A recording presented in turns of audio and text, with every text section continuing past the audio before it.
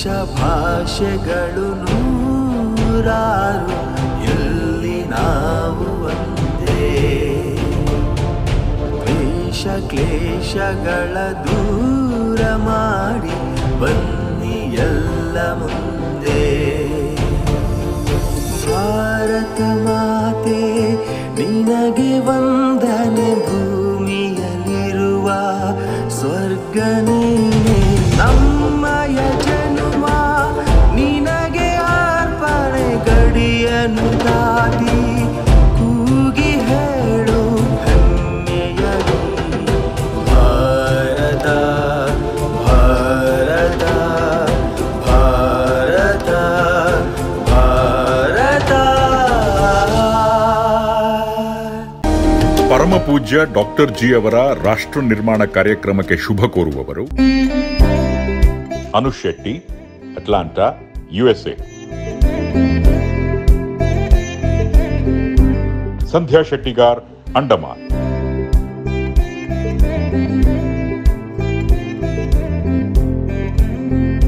Harish Pai, Dubai.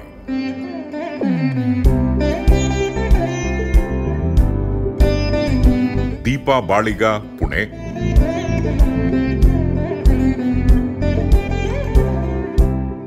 ಈ ಪುಣ್ಯಭೂಮಿ ಭಾರತದಲ್ಲಿರುವ ನಾಗರಿಕರೆಲ್ಲರೂ ಗಮನಿಸಲೇಬೇಕಾದ ಮರೆತ ಸತ್ಯವೊಂದಿದೆ. ಆ ದಿಸೆಯಲ್ಲಿ ಸದಾ ಸರ್ವರ ಗಮನ ಸೆಳೆಯುವ ಪವಿತ್ರ ತೀರ್ಥಕ್ಷೇತ್ರವೂ ಒಂದಿದೆ. ಅದೇ ರಾಷ್ಟ್ರೀಯ ಹೆದ್ದಾರಿ 66ರಲ್ಲಿ ಉಡುಪಿ ಕುಂದಾಪುರಗಳ ಮಧ್ಯೆ ಸಾಲಿಗ್ರಾಮದ ಊರಿನಲ್ಲಿ ಭವ್ಯವಾಗಿ ತಲೆ ಎತ್ತಿ ನಿಂತು ವೀರ ವೇದಾಂತಿ ಸ್ವಾಮಿ ವಿವೇಕಾನಂದರ ಆಧ್ಯಾತ್ಮಿಕ ಪ್ರಯೋಗ ಶಾಲೆಯಾಗಿ ಸದ್ದಿಲ್ಲದೆ ಸುದ್ದಿ ಮಾಡದೆ ಲೋಕೋದ್ಧಾರಕ್ಕಾಗಿಯೇ ದುಡಿಯುತ್ತಿರುವ ಸರ್ವ ದೇವ ದೇವಿಯರ ನೆಲೆಬೀಡಾದ ಡಿವೈನ್ ಪಾರ್ಕ್, ಅದು ಬಿತ್ತರಿಸುವ ಡಿವೈನ್ ಸ್ಪಾರ್ಕ್. ಸ್ಟ್ಯಾಟಿಕ್ ಪಯಟಿ ಕೇಂದ್ರವಾಗದೆ ಡೈನಮಿಕ್ ಸ್ಪಿರಿಚುಯಾಲಿಟಿ ಉಕ್ಕುವ ಅತ್ಯಾದರ್ಶ ಕೇಂದ್ರ ಇದಾಗಿದೆ.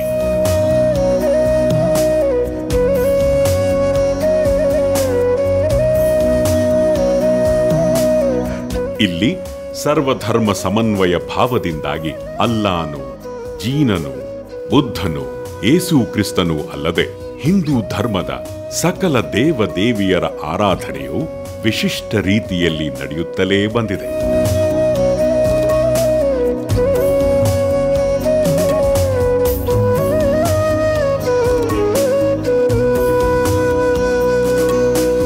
ಪ್ರತಿ ತಿಂಗಳ ಮೊದಲ ಹಾಗೂ ಕೊನೆಯ ರವಿವಾರಗಳಲ್ಲಿ ಶ್ರೀ ಗುರೂಜಿ ಸ್ವಾಮಿ ವಿವೇಕಾನಂದರ ಅತ್ಯದ್ಭುತ ದಿವ್ಯ ಸಂದೇಶಗಳ ಬಿತ್ತರವು ಕಣ್ತೆರೆಸಿ ಹೃನ್ಮನ ಸಿಂಚಕವಾಗಿದೆ. ವ್ಯಕ್ತಿತ್ವ ನಿರ್ಮಾಣ, ವ್ಯಕ್ತಿತ್ವ ವಿಕಸನ ಹಾಗೂ ಲೋಕೋದ್ಧಾರಗಳ ಪವಿತ್ರ ಗುರಿಯೊಂದಿಗೆ ಉತ್ತಿಷ್ಠತ ಜಾಗ್ರತ ಎಂಬಿ ವೀರ ಕಹಳೆಯ ಆಶ್ರಯದಲ್ಲಿ ಜಗದಗಲ ಕೋಟಿಗಟ್ಟಲೆ ಆದರ್ಶ ವಿವೇಕ ವೀರರು ಇಲ್ಲಿಂದ ನಿರ್ಮಾಣಗೊಂಡಿದ್ದಾರೆ.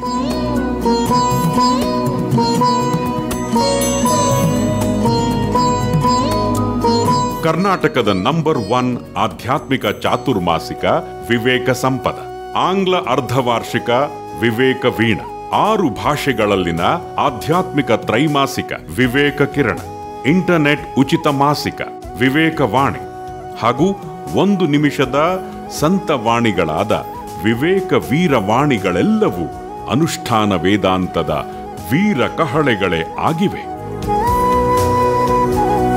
ಜಗದಗಲ ನೆರವೇರುವ ವಿಶಿಷ್ಟ ವಿಶ್ವ ಮಂಗಳ ಹೋಮ,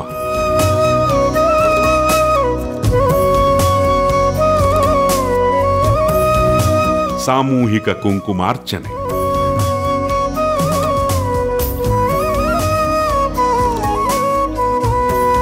ಆಧ್ಯಾತ್ಮಿಕ ರಸಗವಳ, ಜನಜಾಗೃತಿ ಚಿಂತನ ಸಮಾವೇಶ, ನಾನಾ ಶಿಬಿರಗಳೆಲ್ಲವೂ ಜನಮನ ಮಾರ್ಜನಗೈದು ಪಶುತ್ವದಿಂದ ಮಾನವತ್ವದ ಮೂಲಕ ದೈವತ್ವಕ್ಕೆ ಮನುಜ ಕುಲವನ್ನು ತಲುಪಿಸಲೆಂದೇ ಮಾಡುವ ವಿಶ್ವವಿಖ್ಯಾತ ಹರ ಸಾಹಸಗಳೇ ಆಗಿವೆ.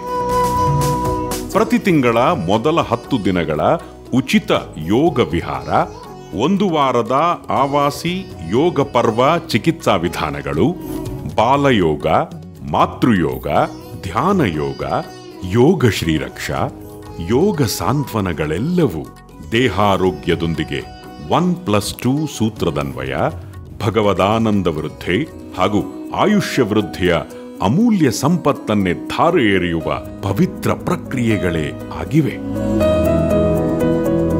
ದೇವರ ಮಧುರ ಮಾರ್ದನಿಯನ್ನು ಕೇಳಿ ನಲಿದು ಆರಾಧನೆಗೈದು ದೇವರೆಲ್ಲರ ಬಂಪರ್ ಕೃಪೆಯನ್ನು ಮನಸ್ವೀ ಆಸ್ವಾದಿಸಿ ಜಗದಗಲ ಮೇಲ್ಮೆಗಾಗಿಯೇ ಅದನ್ನು ಬಿತ್ತರಿಸಿ ತಮ್ಮನ್ನು ಸುಟ್ಟುಕೊಂಡು ಜಗತ್ತಿಗೆ ದಿವ್ಯ ಜ್ಯೋತಿಯನ್ನು ಹೊಮ್ಮಿಸುತ್ತಲೇ ಬಂದ ಶ್ರೀ ಗುರೂಜಿ ಸ್ವಾಮಿ ವಿವೇಕಾನಂದರ ದಿವ್ಯ ಲೀಲಾ ಮಾಧ್ಯಮರೇ ಪೂಜ್ಯ ಡಾಕ್ಟರ್ ಜಿಯವರು.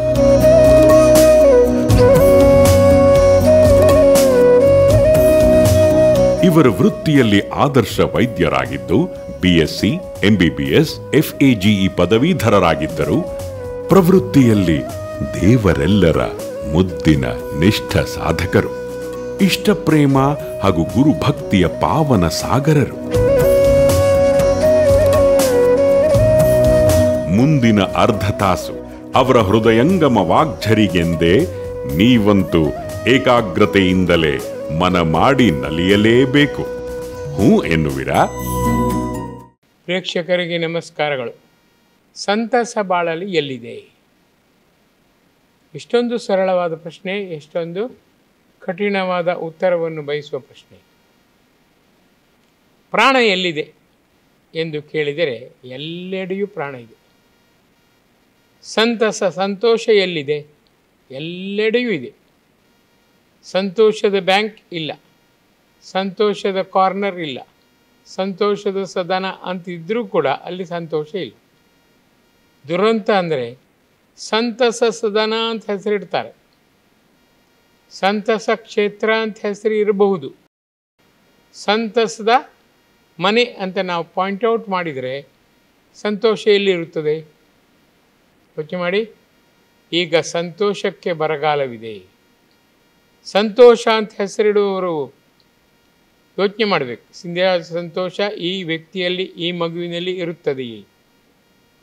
ಯಾವೇ ಭಕ್ತರು ಸಂತೋಷ ಅಂತ ಇಟ್ಕೊಂಡು ಬರಲಿ, ತಕ್ಷಣ 1 kg ಸಂತೋಷ ಕೊಡಿ ಅಂತೇನೆ ನಾನು. ಯಾಕೆ ಗೊತ್ತೇ? ಈ ಆಧುನಿಕ ಯುಗದಲ್ಲಿ ಸಂತೋಷಕ್ಕೆ ಬರಗಾಲ.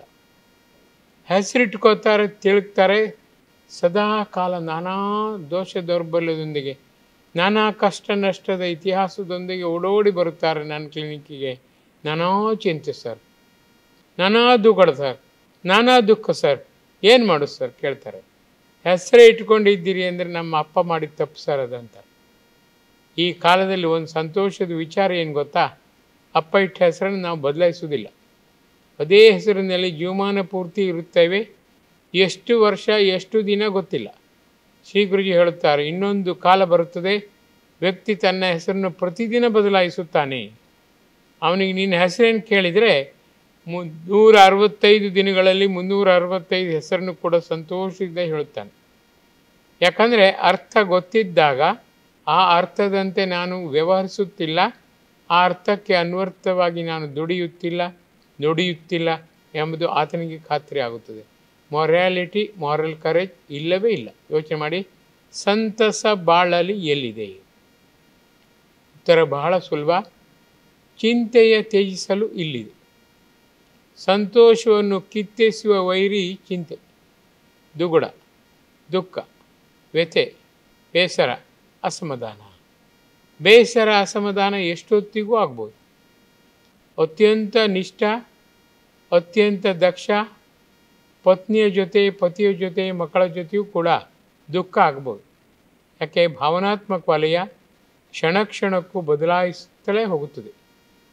ಇಂದು ಬೇಕಾದವರು ಮರುಕ್ಷಣ ಯಥಾರ್ಥವಾದ ವೈರಿ ಆಗಬಹುದು. ಅವರನ್ನು ಕಂಡ್ರೆ ಇವನಿಗೆ ಉಕ್ಕುತ್ತದೆ ದುಃಖ, ಬೇಸರ, ತತ್ಸಾರ, ಸಿಟ್ಟು, ಕೋಪ, ಮದ, ಮತ್ಸರ ಎಲ್ಲ ಉಕ್ಕುತ್ತದೆ.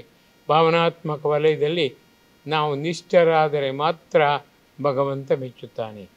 ಅದಿಲ್ಲ ಎಂದರೆ ಭಗವಂತ ಖಂಡಿತವಾಗಿಯೂ ನಮ್ಮನ್ನು ಡಿಸ್ಲೈಕ್ ಮಾಡುತ್ತಾನೆ, ಹೇಟ್ ಮಾಡುತ್ತಾನೆ. ಚಿಂತೆ ದೂರ ಮಾಡಿಕೊಳ್ಳಬೇಕು. ಏನಾಗಬೇಕು? 0 ಆಗಬೇಕು. ಚಿಂತೆಯಿಂದ 0 ತೆಗಿರಿ, ಅದು ಚಿತೆ ಆಗುತ್ತದೆ. ಶವವನ್ನು ಸುಡುವ ಕ್ಷೇತ್ರವೇ ಚಿತೆ. ಅದು ಸೌದೆಯ ರಾಶಿ ಆಗಬಹುದು, ಅದಿಲ್ಲ ಅಂದರೆ ದಹಿಸುವ ವಸ್ತುವನ್ನು ಅಡಿ ಹಾಕಿ ಮೇಲೆ ಹೆಣವನ್ನು ಇಟ್ಟು ಶವವನ್ನು ಇಟ್ಟು ನಾವು ಸುಡಬಹುದು. 0 ಆಗುವುದು ಎಂದರೆ ನಾನು ನನ್ನದು ನನ್ನದು ನನ್ನಿಂದ ನನ್ನಿಂದಲೇ ಎಂಬಿ ಅಹಮಿಕೆಯನ್ನು ಕಿತ್ತೆಸೆಯುವುದು, ಮೆಟ್ಟುವುದು, ಚಟ್ನಿ ಮಾಡುವುದು, ಕುಟ್ಟುವುದು ಇದೆಲ್ಲ ಆಗುತ್ತದೆ. ನಾವು ರಕ್ಷಕರು ಮಾಡುವ ದೊಡ್ಡ ತಪ್ಪು ಆ ಮಗುವಿಗೆ ಹುಟ್ಟಿದಾಕ್ಷಣವೇ ನೀನು ಚಂದ್ರ, ನೀನು ಮಾರ್ಬಲ್, ನೀನು ಚಿನ್ನ, ನೀನೇ ವಜ್ರ ಅಂತ ಹೇಳುತ್ತೇವೆ. ಅದನ್ನು ಪುನಃ ಪುನಃ ನಾನು ಎಂದರೆ ಎದೆಗುಡಿಗೆ ಕೈ ಬೆರಳನ್ನು ತೋರಿಸಿಕೊಂಡೇ ನೀನು ನೀನು ನೀನು ಎನ್ನುತ್ತೇವೆ. ಯೋಚನೆ ಮಾಡಿ, ಆ ಮಗುವಿನಲ್ಲಿ ಆತ್ಮಶಕ್ತಿ ಹೆಚ್ಚಿಸಬೇಕು, ಆತ್ಮೋತ್ಸಾಹ 100 ಮಡಿ ಮಾಡಬೇಕು ಎಂಬ ಘನ ಉದ್ದೇಶದಿಂದ ನಾವು ಆ ರೀತಿ ಹೇಳುವುದು ಸರಿ.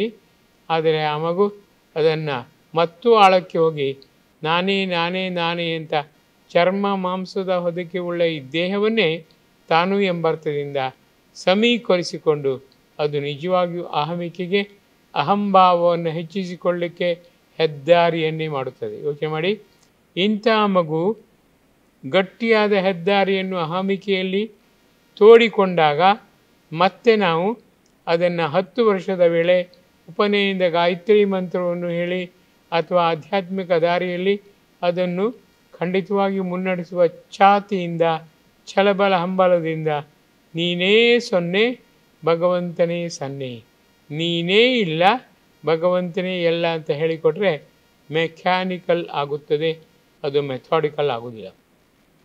ಎಲ್ಲ ಮಕ್ಕಳ ತಪ್ಪಿಗೂ ಕೂಡ ರಕ್ಷಕರೇ ಮುಖ್ಯ ಕಾರಣ, ಅತಿ ಮುಖ್ಯ ಕಾರಣ, ಅತಿ ಮುದ್ದಾದ ಕಾರಣ. ಈಗ ನಾವು ಚಂದಕ್ಕೆ ಅದಕ್ಕೆ ಅಂದಕ್ಕೆ ಹೇಳಿಕೊಡೋದು ನೀನೇ ಚಂದ್ರ, ನೀನೇ ಇಂದ್ರ. ಆ ಮಗು ಶಾಲೆಗೆ ಹೋದಾಗ ಚಂದ್ರನು ಆಕಾಶದಲ್ಲಿದ್ದಾನೆ ಎಂದಾಗ ಅದು ಟೀಚರ್ ಹತ್ರ ಕೇಳುತ್ತದೆ, ನಾನೇ ಚಂದ್ರ ನಾನೇ ಇಂದ್ರ ಅಂತ ನಮ್ಮಮ್ಮ ಹೇಳಿಕೊಟ್ಟಿದ್ದಾಳೆ. ಅಮ್ಮ ಯಾವಾಗಲೂ ತಪ್ಪು ಹೇಳೋದೇ ಇಲ್ಲ, ಹಾಗಾಗಿ ನಿಮಗೆ ಗೊತ್ತಿಲ್ಲ ಟೀಚರ್, ನೀವೇ ತಪ್ಪು ಹೇಳುತ್ತಿದ್ದೀರಿ ಎನ್ನುತ್ತದೆ. ಯೋಚನೆ ಮಾಡಿ, ನಮ್ಮ ಈ ತಮಾಷೆ ಯಥಾರ್ಥವಾಗಿ ಸತ್ಯವೂ ಆಗುತ್ತದೆ, ನಮ್ಮ ಕ್ಷಣಿಕ ಆವೇಗ ಶಾಶ್ವತ ಸತ್ಯವೂ ಆಗುತ್ತದೆ. ಇಂಥ ಸ್ಥಿತಿಯಲ್ಲಿ ಮಕ್ಕಳ ಮನಸ್ಸನ್ನು ಕಲುಷಿತ ಮಾಡೋದು ಬೇರೆ ಯಾವ ಹೊರಗಿನ ವೈಬ್ರೇಷನ್ ಅಲ್ಲ, ಒಳಗಡೆ ಇರುವ ತಾಯಿಯ ಮಾತೃವಾತ್ಸಲ್ಯದ ಅತಿ ಹೆಚ್ಚು ಮಾತೃವಾತ್ಸಲ್ಯದ ದೃಢವಾದ ನೆಚ್ಚು, ಮೆಚ್ಚು, ಕೆಚ್ಚು. ಇಂಥ ಸ್ಥಿತಿಯಲ್ಲಿ ಸಂತಸ ಬಾಳಲ್ಲಿ ಎಲ್ಲಿದೆ? ನೀವು ಚಿಂತೆಯನ್ನು ತ್ಯಜಿಸಬೇಕು. ಎಲ್ಲ ಚಿಂತೆಗೂ ಮೂಲ ಕಾರಣ ಅಹಮಿಕೆ. ನಾನು, ನನ್ನದು, ನನ್ನಿಂದ, ನನ್ನಿಂದಲೇ ಎಂಬ ಭಾವವನ್ನು ಎದೆತಟ್ಟಿ ಹೇಳುವ ಈ ನಮ್ಮ ಪ್ರವೃತ್ತಿ ಹೋಗಬೇಕು. ಅಲ್ಲೆಲ್ಲ ಏನಾಗಬೇಕು? ಚರ್ಮವೇ ಅಂತಿಮವಲ್ಲ, ಚರ್ಮದ ಒಳಗೆ ಪ್ರಾಣಶಕ್ತಿ ಇದೆ. ಯೋಚನೆ ಮಾಡಿ, ಎಲ್ಲರೊಳಗಿರುವುದು ಪ್ರಾಣಶಕ್ತಿಯೇ. ಪ್ರಾಣಶಕ್ತಿ ಇರುವುದರಿಂದ ನಾವು ಮನುಷ್ಯರಾಗಿದ್ದೇವೆ, ನರರಾಗಿದ್ದೇವೆ. ಖಂಡಿತ ವಾನರಂತೆ ವರ್ತಿಸಿದರೂ ಕೂಡ ನರವೇ. ಅದಕ್ಕೆ ಶ್ರೀ ಗುರುಜಿ ಹೇಳುತ್ತಾರೆ, ನೀನು ಯಥಾರ್ಥವಾಗಿ ನೋಡಿದರೆ ನರ ಅಲ್ಲ ಹರ, ಜೀವ ಅಲ್ಲ ಶಿವ, ಮಾನವ ಅಲ್ಲ ಮಾಧವ, ವ್ಯಕ್ತಿ ಅಲ್ಲ ಶಕ್ತಿ. ಅಂದರೆ ನಾವೆಲ್ಲ ಹೊರಗಿನ ರೂಪಲಾವಣ್ಯಕ್ಕೆ ಬೆಲೆ ಕೊಡುತ್ತೇವೆ. ಊಟ ತೊಟ್ಟ ಬಟ್ಟೆಯನ್ನೇ ಹೆಚ್ಚಾಗಿ ನಾವು ಹೈಲೈಟ್ ಮಾಡುತ್ತೇವೆ. ಕಪ್ಪಂಗಿ, ಕೆಂಪಂಗಿ, ಹಸಿರು ಸೀರೆ, ಚಿನ್ನದ ಬಳೆ, ವಜ್ರದ ನೆಕ್ಲೆಸ್, ಯೋಚನೆ ಮಾಡಿ, ಈ ಥರ ನಾವು ಕರೆಯುತ್ತೇವೆ. ಎಲ್ಲ ಚರ್ಮದ ಹೊರಗಿನ ರೂಪಲಾವಣ್ಯದ ಸವಲತ್ತುಗಳು. ಅದರ ಒಳಗೆ ಹೋಗಿ, ಚರ್ಮದ ಒಳಗೆ ಹೋಗಿ ನಿಮ್ಮ ಜೀವವನ್ನು ಹಿಡಿದಿಡುವ ಪ್ರಾಣಶಕ್ತಿ ಇದೆ. ಪ್ರಾಣಶಕ್ತಿ, ಮಾನಶಕ್ತಿ, ತ್ರಾಣಶಕ್ತಿ, ಯಾನಶಕ್ತಿ, ಗಾನಶಕ್ತಿ, ಧ್ಯಾನಶಕ್ತಿ. ಈ ಶಕ್ತಿಯೇ ಯಥಾರ್ಥವಾಗಿ ದೇವರು. ದೇಹಕ್ಕೆ ವರ್ಚಸ್ಸಿನ ರುಮಾಲು. ವರ್ಚಸ್ಸು ಅಂದರೆ ಕೀರ್ತಿ, ಘನತೆ, ತೇಜಸ್ಸು. ಈ ನಮ್ಮ ದೇಹಕ್ಕೆ ತೇಜಸ್ಸಿನ ಒಂದು ಮುಂಡಾಸಿದ್ದರೆ ಹೇಗೋ, ಪ್ರತಿ ಕಣಕಣದಲ್ಲಿಯೂ ರೋಮದಲ್ಲಿಯೂ ರೂಪಲಾವಣ್ಯ ಹೆಚ್ಚಿಸುವ ಒಳಗಿನ ಆ ಶಕ್ತಿ ಪ್ರಾಣಶಕ್ತಿ. ಪ್ರಾಣ ಇಲ್ಲ ಎಂದಾಗ ಕೇವಲ 6 ಗಂಟೆಗಳಲ್ಲಿ ನಮ್ಮ ದೇಹ ವಿಕಾರವಾಗುತ್ತದೆ. ಮಾಮೂಲು ತೇಜಸ್ಸು ಕಣ್ಮೆರೆಯಾಗುತ್ತದೆ, ವಾಸನೆ ಬರುತ್ತದೆ. ಒಳಗಿನ ಬ್ಯಾಕ್ಟೀರಿಯಾ, ಅಷ್ಟರ ತನಕ ತಟಸ್ಥವಾಗಿದ್ದ ಬ್ಯಾಕ್ಟೀರಿಯಾ ಮತ್ತು ವೈರಸ್ 6 ಗಂಟೆಯ ನಂತರ ಒಳಗಡೆ ಕೊಳೆಯುವ ಶಕ್ತಿಯನ್ನು ಪಡೆಯುತ್ತೇವೆ. ದೇಹದ ಕಣಕಣವನ್ನು ಕೊಳೆಯಿಸುತ್ತದೆ, ಅದು ವಾಸನೆಗೆ ಕಾರಣವಾಗುತ್ತದೆ. ಪ್ಯೂಟ್ರಿಫಿಕೇಷನ್ ಆರಂಭವಾಗುತ್ತದೆ, ಡಿಕೆ ಆರಂಭವಾಗುತ್ತದೆ, ಆಗ ಒಳಗಿನ ಕೊಳೆ ಆಗಿಬಿಡುತ್ತದೆ. ಅಂದರೆ ಸಂತಸ ಬಾಳಲಿ ಎಲ್ಲಿದೆ, ಈ ಕ್ಷಣ ಚಿಂತೆಯನ್ನು ಮರೆಯಬೇಕು. ಚಿಂತೆಯನ್ನು ಎಲ್ಲಿ ಮೆಟ್ಟಬೇಕು, ಎಲ್ಲಿ ಬಿಸಾಡಬೇಕು, ಎಲ್ಲ ಚಿಂತೆಯನ್ನು ಭಗವಂತನಿಗೆ ಎಸೆಯಬೇಕು. ನೀವು ಮಂಗ ಮತ್ತು ಟೊಪ್ಪಿಯ ಕಥೆಗಳಿದ್ದೀರಿ. ಯಾವಾಗ ಆ ವ್ಯಕ್ತಿ ತನ್ನ ತಲೆಯ ಮೇಲಿನ ಟೊಪ್ಪಿಯನ್ನು ಎಸೆಯುತ್ತಾನೋ, ಆ ಮೂರ್ಖ ಮಂಗಗಳೆಲ್ಲ ತಾವೇನು ಕಡಿಮೆಯಲ್ಲ ಅಂತ ಕದ್ದುಕೊಂಡು ಹೋದ ತಮ್ಮ ತಲೆಯ ಮೇಲಿನ ಟೊಪ್ಪಿಯನ್ನು ಅವು ಕೂಡ ಎಸೆದು ಬಿಟ್ಟವು. ಟೊಪ್ಪಿ ವ್ಯಾಪಾರಿಗೆ ಮಂಗಗಳೆಲ್ಲ ಟೊಪ್ಪಿ ಕಳೆದುಕೊಂಡು ಹೋದ ಬಗ್ಗೆ ವ್ಯಥೆ ಇತ್ತು. ತನ್ನ ಬುದ್ಧಿವಂತಿಕೆಯಿಂದ ತನ್ನ ಟೊಪ್ಪಿಯನ್ನು ಎಸೆದ ಆ ಮಾತ್ರಕ್ಕೆ ಆ ಮಂಗಗಳಿಗೂ ಕೂಡ ಜ್ಞಾನೋದಯವಾಗಿ ನಾವು ಏನು ಕಡಿಮೆ ಇಲ್ಲ, ನಮ್ಮ ಟೊಪ್ಪಿಯನ್ನು ಎಸೆಯುತ್ತೇವೆ ಅಂತ ಎಲ್ಲ ಟೊಪ್ಪಿಯನ್ನು ಎಸೆದವು. ಇಲ್ಲಿಯೂ ಕೂಡ ನಾನು 0 ಆಗಬೇಕು ಎಂದರೆ ನಾನು ಎಂಬ ಈ ಭಾವವನ್ನು ಭಗವಂತನ ಪಾದಕ್ಕೆ ಎಸೆಯಬೇಕು. ನೀವು ದೇವಗಳ ಭೇಟಿ ಮಾಡುತ್ತಲೇ ಇದ್ದೀರಿ. ನಾಮ ಭಸ್ಮ ಇವನ್ನೆಲ್ಲ ಹಚ್ಚಿಕೊಂಡು ರೇಷ್ಮೆ ಬಟ್ಟೆ ಉಟ್ಟುಕೊಂಡು ಪುಷ್ ಪುಷ್ ಪುಷ್ ಅಂತ ನಾಮಸ್ಮರಣೆ ಮಾಡುತ್ತಾ ಪಾದಕ್ಕೆ ಧರಿಸಿಕೊಂಡು ಅತ್ಯಂತ ಶುದ್ಧರಾಗಿ ದೇವಸ್ಥಾನಕ್ಕೆ ಹೋಗ್ತೀವಿ. ದೇವಸ್ಥಾನಕ್ಕೆ ಹೋಗಿ ಬರುವಾಗ ಕೇಳಿ, ಏನು ಲಾಭವಾಯಿತು, ಏನು ನಷ್ಟವಾಯಿತು? ಹೋದೆ, ದೇವರನ್ನು ಕಂಡೆ, ಕೈ ಮುಗಿದೆ, ಬಂದೆ, ಏನು ಲಾಭವಾಯಿತು? ಯೋಚನೆ ಮಾಡಿ. ಆ ಕೈಗಳಿಗೆ ಮಾತಾಡುವ ಶಕ್ತಿ ಇದ್ದರೆ ಅವು ಹೇಳುತ್ತಿದ್ದವೋ ಏನು, ನಾವು ಎರೆಕ್ಟ್ ಆದವು, ನಾವು ಅಟೆನ್ಷನ್ನಿಂದ ಭಗವಂತನಿಗೆ ಜೋಡಿಸಲ್ಪಟ್ಟು ನಾವು ನಮ್ಮನ್ನು ಪ್ರದರ್ಶಿಸಿದೆವು ಅಂತ. ಯೋಚನೆ ಮಾಡಿ. ಕೈಗಳು ಮೌನ ಸಂದೇಶ ನೀಡುತ್ತವೆ, ಮಾತನಾಡುತ್ತವೆ, ನಮ್ಮ ಒಳಕಿವಿ ಮಾತ್ರ ತೆರೆದಿರುವುದಿಲ್ಲ. ಆ ಘನವಾದ ಸಂದೇಶ ಹೀರುವ ಶಕ್ತಿ ನಮ್ಮ ಮೆದುಳಿಗೆ ನಾವು ಕಲಿಸಿಕೊಡಲಿಲ್ಲ. ಇಲ್ಲವಾಗಿದ್ದರೆ ಭಗವಂತನ ಸಂದೇಶ ವೀರವಾಣಿ ಖಂಡಿತವಾಗಿಯೂ ಒಳಕಿವಿಗೆ ಕೇಳುತ್ತಿತ್ತು. ವೀರದರ್ಶನ ಒಳಕಣ್ಣಿಗೂ ಕೂಡ ಸ್ಪಷ್ಟವಾಗಿ ಅನುಭವಕ್ಕೆ ಬರುತ್ತಿತ್ತು. ಹಾಗೆಂದೇ ನಾವು ಚಿಂತೆಯನ್ನು ಎಸೆಯಬೇಕು ಎಂದಾಗ ದೇವಸ್ಥಾನಕ್ಕೆ ಹೋಗಿ ಭಗವಂತನ ಮುಂದೆ ಈ ತನಕ ನಾನು ಗೊತ್ತಿದ್ದೋ ಗೊತ್ತಿಲ್ಲದೋ ನಾನು ನಾನೇ ನನ್ನದೇ ನನ್ನಿಂದಲೇ ಅಂತ ಸಾಕಷ್ಟು ಅಹಮಿಕೆಯಿಂದ, ಅಹಂಕಾರದಿಂದ, ಮಮಕಾರದಿಂದ ನಿನ್ನ ಮುಂದೆ ನಾನು ಸಾಕಷ್ಟು ಮೆರೆದಾಡಿದ್ದೇನೆ. ಯಥಾರ್ಥವಾಗಿ ಪ್ರಾಣಶಕ್ತಿಯಾದ ನೀನೇ ನನ್ನೊಳಗಿದ್ದು ಕಣ ಕಣದಲ್ಲೂ ಕ್ಷಣ ಕ್ಷಣದಲ್ಲೂ ಅನನ್ಯ ಆನಂದ ಅಂದರೆ ನಿಶ್ಚಿಂತತೆ, ನಿರ್ಭಯತೆ, ನಿರ್ಲಿಪ್ತತೆ, ನಿರಾಡಂಬರತೆ ಇಂಥ ಆನಂದವನ್ನು ಉಗ್ಗಿಸುತ್ತಲೇ ಇರುವಿ. ಅದರಿಂದಲೇ ನನಗೆ ಚಿಂತೆ ಬರುತ್ತದೆ. ಆ ಚಿಂತೆ ಬಂತು ಎಂದಾಗ, ಯಾವಾಗ ಬೆಳಕು ಇದ್ದಾಗ, ಕತ್ತಲೆ ಬಂತು ಅಂದರೆ ಕತ್ತಲೆ ಇರುತ್ತದೆ, ಬೆಳಕು ಓಡುತ್ತದೆ. ಅದೇ ಸ್ಥಿತಿ ನನ್ನದು ಆಗಿದೆ. ಚಿಂತೆ ಬಂತು, ಒಳಗಿನ ನನ್ನ ಸಂತಸ ಸಂತೋಷ ಮಾಯವಾಯಿತು. ಈ ರೂಪದಲ್ಲಿ ಭಗವಂತನಿಗೆ ಶರಣಾಗುವುದು ಎಂದರೆ ನಮ್ಮ ದೇಹ ಮನಸ್ಸುಗಳನ್ನು ಸಂಪೂರ್ಣವಾಗಿ ಭಗವಂತನಿಗೆ ಅರ್ಪಿಸಿ ನೀನೇ ಗತಿ, ನೀನೇ ಸ್ಥಿತಿ, ನೀನೇ ಮತಿ, ನೀನೇ ಪರಿಸ್ಥಿತಿ ಎಂಬ ಅರ್ಥದಿಂದ ನಾನು ಎಂಬ ಭಾವವನ್ನು ಆದಷ್ಟು ಕಡಿಮೆ ಮಾಡಿಕೊಳ್ಳುತ್ತೇನೆ. ನಾನು ಎಂದಾಗಲೆಲ್ಲ ನೀನೇ ಎಂದು ತಿಳಿದುಕೋ. ಬೆಳಗ್ಗೆ ಎದ್ದೊಡನೆ ಭಗವಂತನ ನಿಮ್ಮ ರೂಮಿನಲ್ಲಿರುವ ಭಗವಂತನ ತೇಜಸ್ವಿ ಶಿವದೇವರ ಚಿತ್ರವನ್ನು ಕಾಣಬೇಕು ಅಂತಾರೆ ಗುರು. ಶಿವ ತಾತ್ಕಾಲಿಕವಾಗಿ ನಮ್ಮನ್ನು ಕಾಯುವ ಶಕ್ತಿಯಾದರೂ ಶಾಶ್ವತವಾಗಿ ಅಂತ್ಯಕಾಲಕ್ಕೆ ಪ್ರಾಣವನ್ನು ಕೊಂಡೊಯ್ಯುವ ಅವನೇ. ಹಾಗೆಂದೇ ಶಿವದೇವರನ್ನು ಶವವಾಗುವ ತನಕೂ ನಾವು ನಂಬಿ ತುಂಬಿ ದಿಂಬಿನಂತೆ ಮೆತ್ತಗಾಗಬೇಕು. ರೂಮಿನಲ್ಲಿರುವ ಶಿವದೇವರನ್ನು ನಾವು ಸಮೀಪಿಸುವಾಗ, ನಮಸ್ಕರಿಸುವಾಗ ನಾನು ಭಾವ, ನಾನು ನನ್ನದು ನನ್ನಿಂದ ಎಂಬ ಈ ಭಾವವನ್ನೆಲ್ಲ ಈ ತನಕ ನಾನು ಸಂತೋಷದಿಂದ ಖಂಡಿತವಾಗಿ ಗಟ್ಟಿಗಟ್ಟಿಯಾಗಿ ಕೂಗುತ್ತಿದ್ದೆ. ಆ ನಾನು ಎಂಬುದು ಅರಳಿದಂತೆಲ್ಲ ನನ್ನೊಳಗಿನ ಆನಂದ, ಖುಷಿ, ಸಂತೋಷ, ಸಂತಸ ಖಂಡಿತವಾಗಿಯೂ ಕರಟುತ್ತದೆ, ಕಮರುತ್ತದೆ. ಹಾಗೆಂದೇ ನನ್ನನ್ನು ಅಹಂಕಾರವಿಲ್ಲದ ತೇಜಸ್ವಿ ವ್ಯಕ್ತಿಯನ್ನಾಗಿ ರೂಪಿಸೋ ಅಂತ ಚಿಂತೆಯ ಕಂತೆಯನ್ನೆಲ್ಲ ಭಗವಂತನಿಗೆ ಸಮರ್ಪಿಸಿ, ನನ್ನಲ್ಲೀಗ ಆ ಚಿಂತೆ, ಈ ಚಿಂತೆ, ಹಣದ ಚಿಂತೆ, ಮೋಹದ ಚಿಂತೆ, ವ್ಯಕ್ತಿಯ ಚಿಂತೆ, ಆಸ್ತಿ ಪಾಸ್ತಿ ಚಿಂತೆ, ಕೀರ್ತಿ ಅಂತಸ್ತಿನ ಚಿಂತೆ ಯಾವುದೂ ಕಾಡದಂತೆ ಇಡೀ ಜಗತ್ತೇ ನಿನ್ನದು, ಜಗದೀಶ ನೀನೇ. ಹಾಗೆಂದೇ ಜಗತ್ತಿನ ಎಲ್ಲ ಆಗುಹೋಗುಗಳಿಗೂ ನೀನೇ ಕಾರಣ, ನಿನ್ನಿಂದಲೇ ಈ ಜಗತ್ತು. ಆ ದೃಷ್ಟಿಯಿಂದ ನಿನ್ನ ದಾಸ ಮಾತ್ರ ನಾನಾಗುವೆ. ದಾಸಾನುದಾಸನಾಗಿ ನಾನು ಉಸಿರಿರುವ ತನಕ ಖಂಡಿತವಾಗಿಯೂ ದೇವದಾಸನಾಗಿಯೇ ಇರುವೆ. ನೀನು ಒಪ್ಪಿಗೆ ಕೊಡಬೇಕು. ಖಂಡಿತವಾಗಿಯೂ ಆ ದೇವದಾಸನ ಖುಷಿ ಆನಂದವನ್ನು ಮಾತ್ರ ನನ್ನಲ್ಲಿ ತುಂಬಬೇಕು. ಈ ಅರ್ಥದಿಂದ ಭಗವಂತನಿಗೆ ನೀವು ಸಾಷ್ಟಾಂಗ ನಮಸ್ಕರಿಸುವಾಗ ಎಲ್ಲ ಚಿಂತೆ ನಿನಗರ್ಪಿಸುವೆ. ನಿನ್ನ ಚಿಂತನೆ, ಯೋಚನೆ, ಆಲೋಚನೆ, ಸ್ಮರಣೆ ಮಾತ್ರ ನನಗಿರಲಿ. ಆದಷ್ಟು ಬೇಗ ಆ ಮಗುವಿಗೆ ಹುಟ್ಟಿದ ಒಂದೇ ವರ್ಷದಲ್ಲಿ ಈ ಭಾವನೆಯನ್ನು ನೀವು ತುಂಬಬೇಕು. ಆ ಮಗುವಿಗೆ ಭಗವಂತನ ಸ್ಮರಣೆಯೇ ಜೀವನ, ಭಗವಂತನ ವಿಸ್ಮರಣೆಯೇ ಸಾವು ಎಂಬ ಅರ್ಥದಿಂದ ನೀವು ದೊಡ್ಡವರು, ರಕ್ಷಕರು, ಮಹಿಮಾನ್ವಿತರೆಲ್ಲ ಆ ಮಗುವಿಗೆ ದೇವರ ಸ್ಮರಣೆ, ಪ್ರಾಣಶಕ್ತಿಯ ಸ್ಮರಣೆ, ಪ್ರಾಣದ ಆಧಾರದ ಆ ಮಹಾಪ್ರಾಣದ ಸ್ಮರಣೆಯೇ ಸೌಭಾಗ್ಯ, ಸೌಭಾಗ್ಯ ಎಂಬುದನ್ನು ಸ್ಪಷ್ಟವಾಗಿ ಒತ್ತಿ ಹೇಳಿದರೆ ಆ ಮಗು ಜೀವನದುದ್ದಕ್ಕೂ ಭಗವಂತನ ಸ್ಮರಣೆಯೊಂದಿಗೆ ಬೇರೆ ಯಾವ ಚಿಂತೆಯಿಂದಲೂ ಕಂದುವುದೂ ಇಲ್ಲ, ಕುಂದುವುದೂ ಇಲ್ಲ. ಯಾಕಂದರೆ ಭಗವಂತ ಇರುವ ತನಕ ನಾನು ನಿಶ್ಚಿಂತನಾಗಿದ್ದೇನೆ. ಎಲ್ಲ ಭಾರ ನನ್ನ ಇಷ್ಟ ದೇವರಾದ ಕೃಷ್ಣನದ್ದು, ಲಕ್ಷ್ಮಿಯದ್ದು, ಮಾರುತಿಯದ್ದು, ಶಿವನದ್ದು ಯೋಚನೆ ಮಾಡಿ ಭಕ್ತಿ ಮುಖದಯ್ಯಳು, ಶಕ್ತಿ ಮುಖದಯ್ಯಳು, ಯುಕ್ತಿ ಮುಖದಯ್ಯಳು 21 ದೇವದೇವರು ಇಷ್ಟ ದೇವರಾದರು ಎಂದರೆ ಆಗ ಮತ್ತೆಲ್ಲ ಸುಲಭ, ಮತ್ತೆಲ್ಲ ಸಾಂಗ, ಮತ್ತೆಲ್ಲ ಸುಸೂತ್ರ, ಮತ್ತೆಲ್ಲ ಸುಂದರ.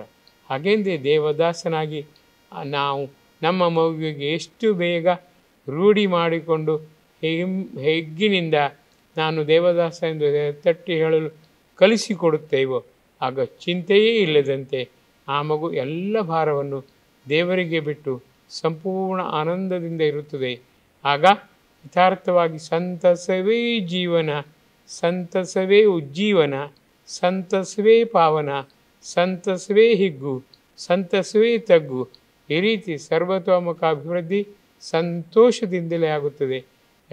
ಈ ಅಭಿವೃದ್ಧಿಯ ಎಲ್ಲ ಉತ್ಸಾಹವನ್ನು ನಾವೇ ಹಿರಿಯರೇ, ರಕ್ಷಕರೇ, ಬಂಧುಗಳೇ ನಮ್ಮ ಕಾಪಿರೈಟ್ ಆಗಿ ಅದನ್ನು ತಂದುಕೊಂಡು ನಮ್ಮ ಮುಂದಿನ ಪೀಳಿಗೆಗೆ ದಾಟಿಸಬೇಕು.